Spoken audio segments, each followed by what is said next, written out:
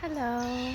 It's a beautiful morning here in Perth, Western Australia, and I've realized that I haven't really recorded what we're doing on our new property, and it's been a while. We've been a bit quiet, lots of things happening in our life, lots of things happening on the property, so I haven't really been posting much lately, but I thought now would be a perfect opportunity to just kind of walk around, even just for ourselves, to remember what it looked like now compared to what it's going to look like in a few years. And now's the perfect time. Spring's here. We're transitioning from, well, we didn't really have a lot in our winter garden, but we're about to start making some big changes, so it'd be good to show and record what it looks like now and what we've changed. So I'll just show you around Evergreen Microfarm. Not much has changed out the front. We've just got some new plants in pots there. Yeah, nothing really has changed out here. The plan is this whole middle section, maybe in the future, a perennial garden, herbs and cut flowers and things like that. We did start an asparagus patch over there because it gets full sun in the winter. So we've got about 20 asparagus babies growing there. Hopefully well, we won't be able to eat any asparagus next year, but maybe the year after. Yep, nothing much has changed out the front. We spent a lot of time when we first moved in just cleaning out sheds, organizing, tidying up the property, getting ready for summer. So, I mean, this used to be full of junk. Well, still a little bit junky, but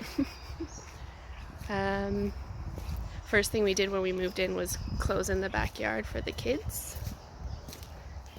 And we've just started adding to our fruit. So we've got a gooseberry, and we bought our first fruit trees this year. Plan is to grow them in these pots for a couple years while we get the orchard area prepped out the back, because that's going to take us a little bit of time. We're using permaculture principles, so they can just grow here right next to the house where we can keep an eye on them. Carob trees with some strawberries in there. This really bushy one is an almond. That one's an almond. That's a peach. Okay. And then the two spindly ones back there are apple trees, a Granny Smith and a pink lady, and they're all dwarf varieties, so they won't get too tall and they're easier to maintain. And then we've got a blackberry, loganberry, youngberry. Then we're just walking to the back of the property.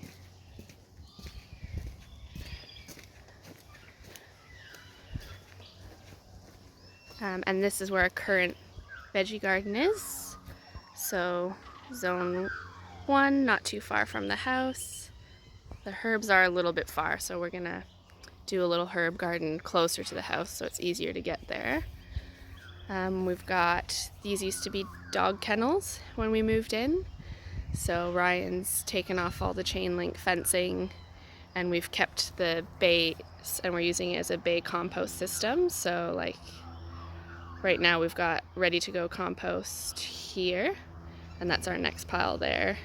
And hopefully eventually we'll have all sorts going. New beds, we haven't planted anything in yet. These we just created just before the winter, so they didn't go very well. We know the soil's not the greatest, and that's going to improve. And this year here, the snails and slugs have just been ridiculous. So a lot of things I've planted just got chomped down. I tried a few times and then I gave up. But we did have a couple things succeed.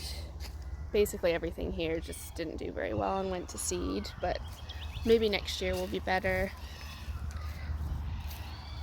We have had this couple kales pumping, beautiful rainbow chard. I definitely have to get some seed from these because this whole season, like, not touched by a single bug, even though everything else was getting decimated. So we've harvested most of the carrots. We're gonna let them go to flower because they were really good carrots, and we want to save the seeds.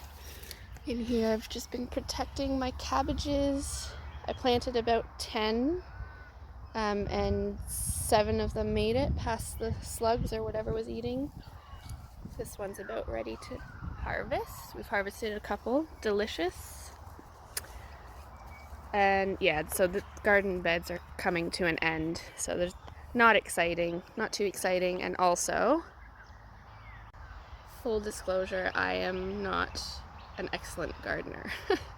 I'm learning though, but we've got lots to learn.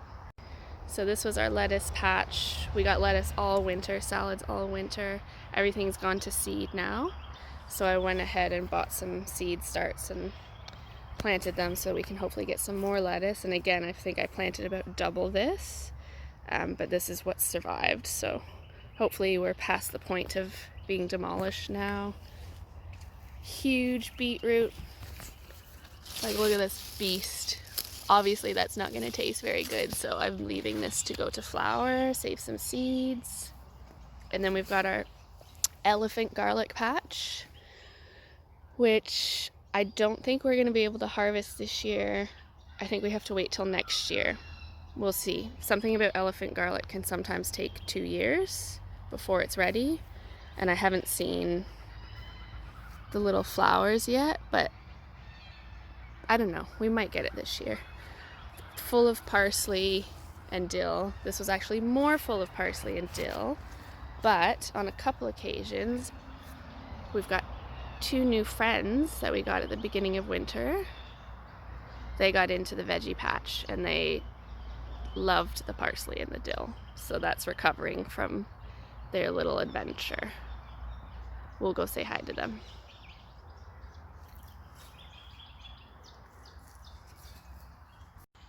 This is where we're possibly thinking of maybe building the next house.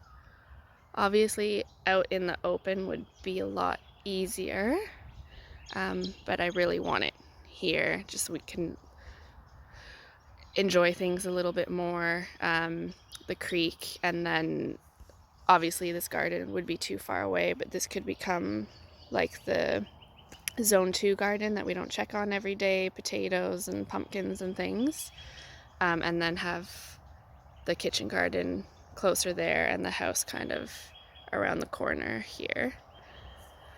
But we'll see. Lots of things to think about.